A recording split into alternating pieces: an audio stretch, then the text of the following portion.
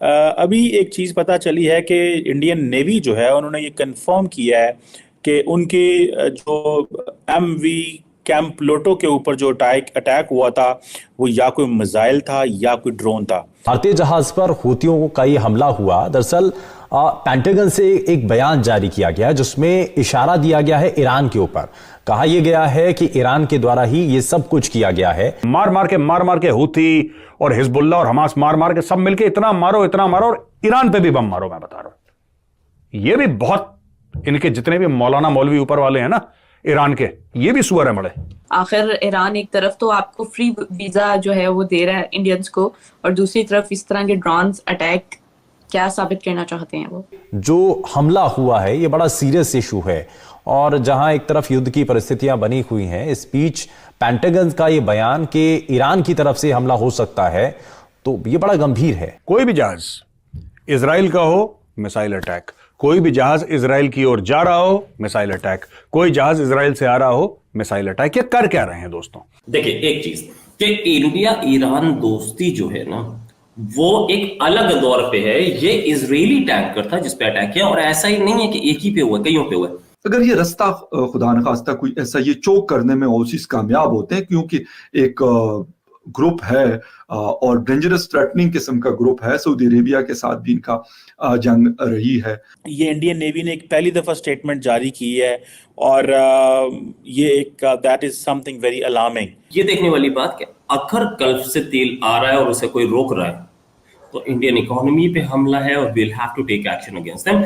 England से जहाज आया मारो बम, जर्मनी से आया मारो बम, कोई भी आया इजराइल के आसपास दहशत फैलाने की, ये इतने से हैं कीड़े मकोड़े कुछ। ईरान का टारगेट इंडिया नहीं है और कतई नहीं होगा, कभी नहीं होगा। The target was somebody else.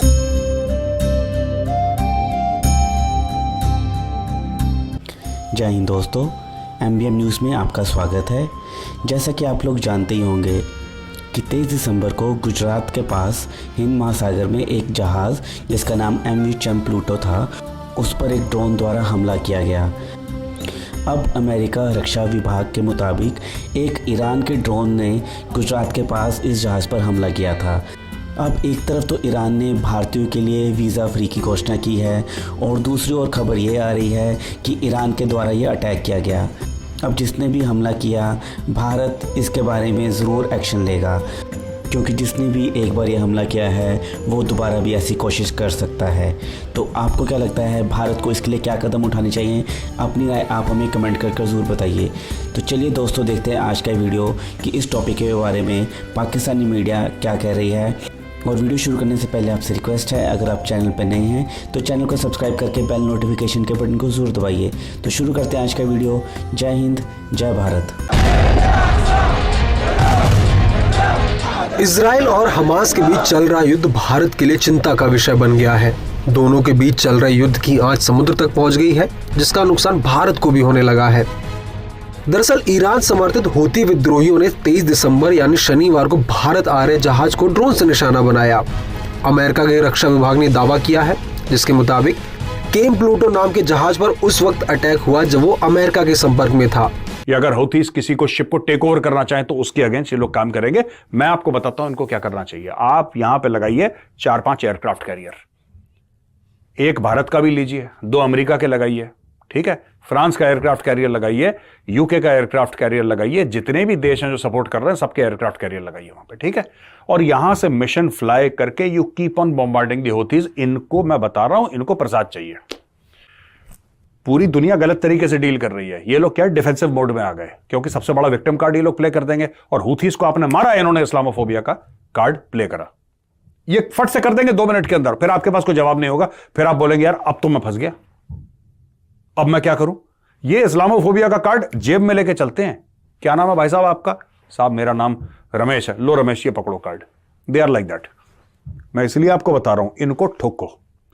इनको जब तक आप ठोकते रहोगे ये लाइन पे रहेंगे। ये जैसे हमास वाले हैं ना, इजराइल ने बिल्कुल ठीक करा जो इजराइल हमास के साथ कर रहा है। I am with Israel 100%। Israel should keep on bombarding Hamas locations, specifically Hamas locations. They should keep on bombarding till they finish off Hamas. यही चीज हौथी रेबल्स के साथ। अब 20 देशों की नेवी क्या कर रही है? अब हौथीज कितने हैं? मुट्ठी बराबर। इनको थोड़ी सी मिसाइल शिसाइल मिली कहीं से, इन लोगों ने क्या करा है कि पूरा माहौल बनाया, राइट। ईरान से फंडिंग ली, ईरान से मिसाइल ली, लो टेक्नोलॉजी की मिसाइल, लेकिन हां मिसाइल अगर लैंड करेगी तो मारेगी लोगों को, बर्बाद करेगी इंफ्रास्ट्रक्चर। इन्होंने इस चीज का फायदा उठाया और सबको ब्लैकमेल कर रहे हैं, ग्लोबल ट्रेड को ब्लैकमेल कर रहे हैं ये लोग। और ट्रेड के मामले say that area is very sensitive. अगर अटैक करेंगे तो फिर हम डिफेंसिव कार्रवाई, ये क्या बेवकूफी है यार।